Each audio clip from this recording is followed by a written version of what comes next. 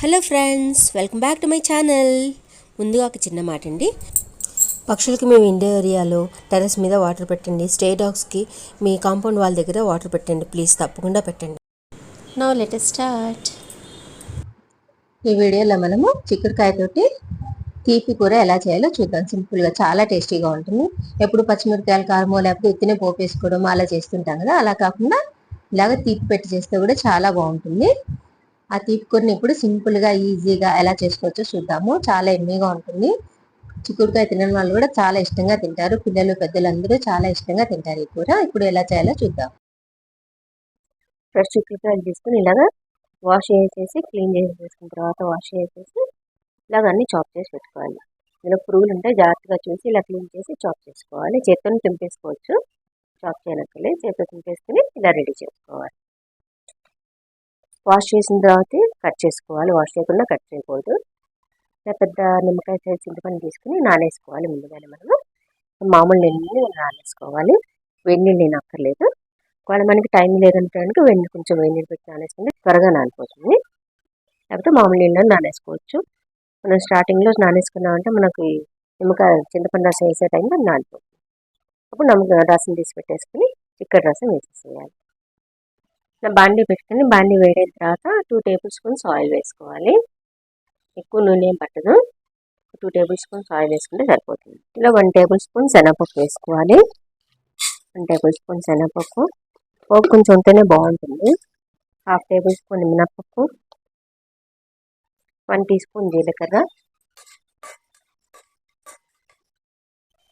1/2 table spoon ఆవాలు, 2 ఎండుమిరపకాయలు. ఇలా తుంపేసి 2 ఎండుమిరపకాయలు వేసుకోవాలి. ఎండుమిరపకాయలు చాలా కారం ఉన్నాయనుకొని నేను 2 వేస్తున్నాను. అంత కారం లేదంటే ఇంకో 2 వేసుకోవచ్చు మీరు. పోపు వేయించుకోవాలి. ఇలా పోపు కొంచెం వేగినప్పుడు కొంచెం ఇంగు వేయాలి. తర్వాత మాడకుండా వేయించుకోవాలి. మాడితే బాగుండదు పోపు. మనం కూర చేసే క్వాంటిటీని బట్టి పోపు వేసుకోవాలి. ఇలా పసుపు వేయాలి. పోపులో పసుపు వేస్తేనే పసుపులో ఉన్న కుర్కుమేన్ అనే ఒక ఇది ఉంటుందండి, అది రిలీజ్ అవుతుంది. పోపులో వేసినప్పుడే రిలీజ్ అవుతుంది. కానీ పోపులో వేయడమే బెస్ట్. కావాలంటే మళ్ళీ కొంచెం తర్వాత కూడా వేసుకోవాలి. పోపు వేగిపోయింది. ఇప్పుడు తరిగి పెట్టుకున్న చిక్కుడుకాయ ముక్కలన్నీ వేసేసి సరిపడా ఉప్పు వేసి ఒకసారి బాగా మిక్స్ చేసేసి ఇలా మూత పెట్టి ఉడకనివ్వాలి. కొంచెం సరిపడా నీళ్ళు పోసి ఉడకనివ్వాలి. ఒక్కసారి కదుపుదాము.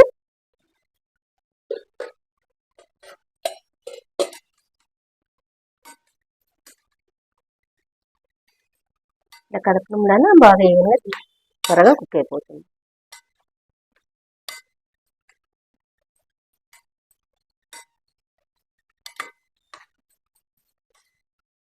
ఇప్పుడు ఇందులో మనం కరివేపాకు కూడా వేసేద్దాం.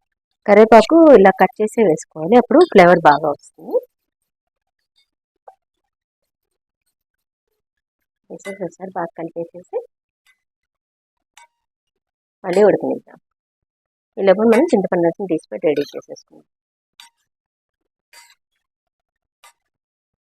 చిక్కటి రసం తీసి రెడీ చేసుకుంటే సరిపోతుంది.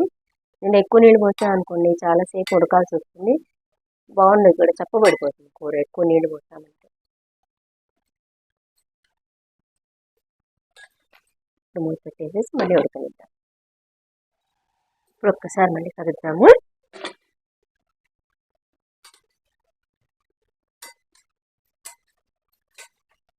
ఒకసారి మళ్ళీ కలుద్దాము.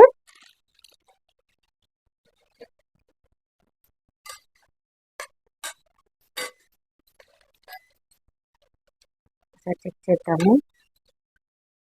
ఉడికిందా?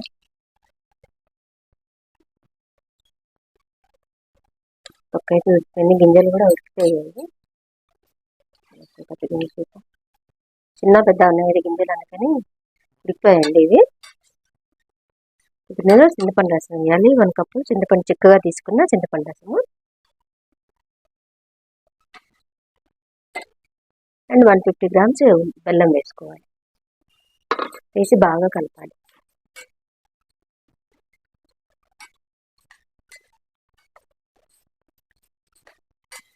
బెల్లం ముక్కలు కన్నా కరిగిపోతుంది. ఇలా బాగా కలిపేసేసి మళ్ళీ మూత పెట్టి ఉడకనివ్వాలి. మళ్ళీ ఒక 2 నిమిషాలు అయిన తర్వాత చూసి మిక్స్ చేసామంటే బెల్లం అంతా కరిగిపోయి ఉంటుంది. అండ్ ఒకసారి మూత పెట్టి వేసేసి కొంచెం ఉడకనిద్దాం. మీడియం ఫ్లేమ్లోనే ఉడకనిద్దాము, హై ఫ్లేమ్ వద్దు.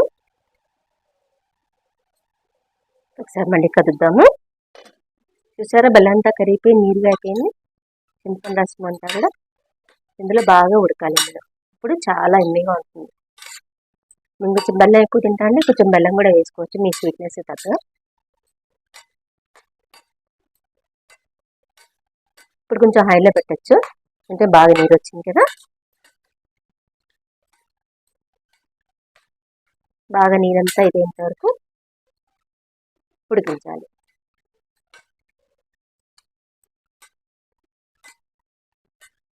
బెల్లం అంతా కరిగిపోయింది. ఇంత ముక్కలు వేసినా కూడా ఈజీగా కరిగిపోతాయి. వేడి ఉంటుంది, నీరు ఉంటుంది కాబట్టి చాలా బాగా కరిగిపోతాయి. కలిపి వేసి మళ్ళీ ఒక్కసారి మూత పెట్టి హైలోనే ఉడికించవచ్చు, వాటర్ బాగా ఉంది కాబట్టి. అని దగ్గరుండే చూసుకోవాలి. మళ్ళీ ఒక్కసారి కలుపుతాము. సో ఇందరికీ నీరు బాగా తగ్గింది, ఇంకా వరకు దగ్గర పడిపోతుంది, ఇంకొంచెం ఉడకనిస్తాను. మధ్య మధ్యలో ఇలా కలుపుకుంటుంటే ఈవెన్గా కుక్ అవుతుంది.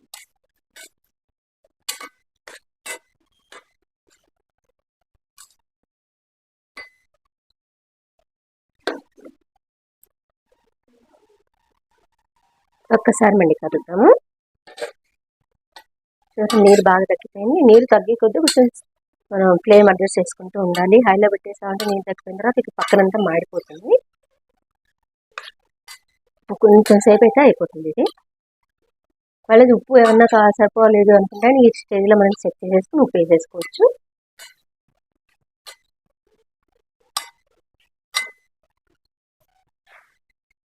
మళ్ళీ ఒకసారి ముందు ఆ నీరు కూడా ఇంకేం వరకు ఉడకనిద్దాం. ఇప్పుడు ఒకసారి మళ్ళీ చూద్దాము ఎందాక అయిందో, ఎందాక నీళ్ళు ఇంకిపోయాయో. మూత తీసేసేసి ఫ్యూ మినిట్స్ ఇలా కదుపుతూ దగ్గర పడేంత వరకు ఉడికినివ్వాలి. నీళ్ళు మూత పెట్టినప్పుడు లేదు ఇక్కడ. ఇంకా మూత పెట్టే కొద్దీ నీరు వచ్చేసే అవకాశం ఉంటుంది. అందుకని మూత ఓపెన్ వేసేసి హైలో పెట్టుకుని దగ్గరుండి ఇలా కదుపుతూ ఉడకనివ్వాలి. 2 నిమిషాలు కదిపేసేసి మళ్ళీ ఇలా మధ్య మధ్యలో ఇలా కదుపుతూ ఉడకనివ్వాలి. దగ్గర ఉండి హైలో పెట్టుకుని చూసుకోవాలి. అవసరమైతే మీడియం చేసుకుంటూ అడ్జస్ట్ చేసుకుంటూ చూడాలి, ఉడికించుకోవాలి. లాస్ట్ ఇలా హైలో పెట్టేసి ఇలా కదుపుకొని చేసుకోవాలి. మూత పెట్టినక్కర్లేదు. ఇప్పుడు సరే అయిపోయింది. ఒక ఫ్యూ మినిట్స్ అయితే అయిపోతుంది ఇది.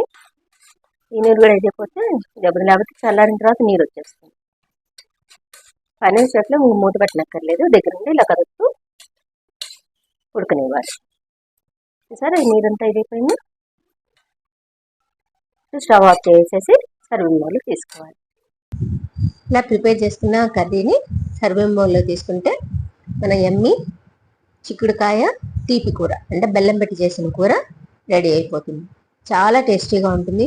చాలామంది చాలా డిఫరెంట్ మెథడ్స్లో చేస్తుంటారు. మా అమ్మగారు ఇలా చేసేవారు, చాలా బాగుంటుంది. ఇలా తప్పకుండా ట్రై చేసి చూడండి మీరు ఒకసారి. ఈ మెథడ్లో చిక్కుడుకాయ తినని వాళ్ళు కూడా తింటారు, అంత బాగుంటుంది. తీపి కూర ఇష్టపడే వాళ్ళకి చాలా బాగుంటుంది. కొన్ని ప్రాంతాల్లో దీన్ని గొజ్జు కూర అని అంటారనమాట. చిక్కుడుకాయల్లో చాలా పోషకాలు ఉంటాయి, ఫైబర్ చాలా ఎక్కువగా ఉంటుంది. ఇందులో మనం చింతపండు బెల్లం వేసేసాం కాబట్టి ఐరన్ కూడా చాలా ఎక్కువగా ఉంటుంది.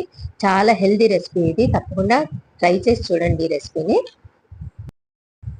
ఫ్రెండ్స్, ఈ రెసిపీ మీకు నచ్చితే తప్పకుండా ట్రై చేయండి. ట్రై చేసి మీ వాల్యుబుల్ ఫీడ్బ్యాక్ నాకు కామెంట్ ద్వారా తప్పకుండా తెలియచేయండి. అలాగే ఈ వీడియోను లైక్ చేయడం మర్చిపోవద్దు.